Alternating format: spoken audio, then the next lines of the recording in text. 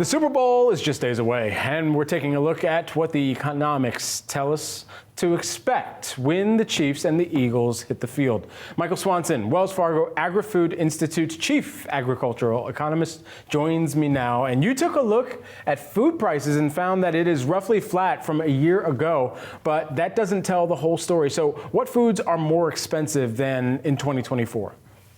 Well, yes, absolutely. The two big hitters right out of the gate are chicken wings and avocados. Those are fan favorites. And what we discovered was that the strong economy has pushed demand up faster on those two than supply can respond to it.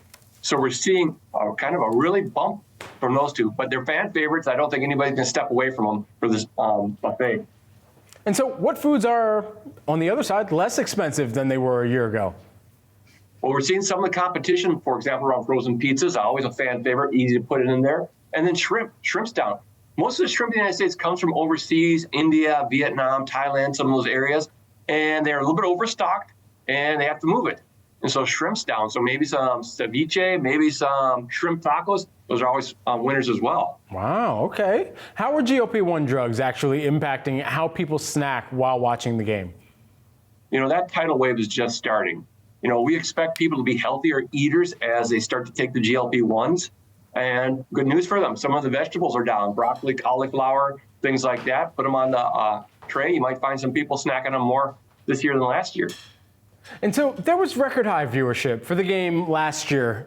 How do you think that will impact food spending as we're looking at what is a rematch, and if ticket prices for the get-in costs right now are any indicator, there could be maybe less viewers than last year, dare I say? Well, you know, it's interesting. You never know about that till we get the final numbers. Yeah. But now it's received wisdom in the food industry that Super Bowls are now the #2 largest spend for an event, right behind Thanksgiving.